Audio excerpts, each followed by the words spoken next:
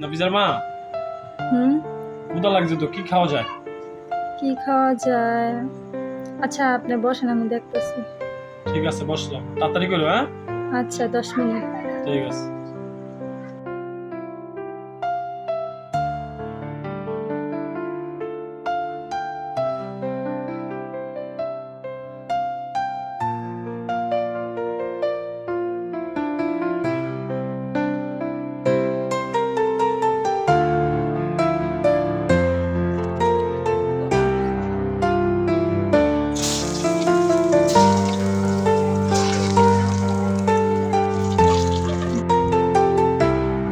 এই যে আপনি টিভি বন্ধ করেন।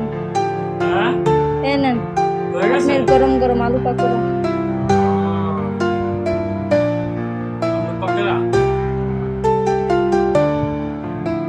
বিসমিল্লাহ।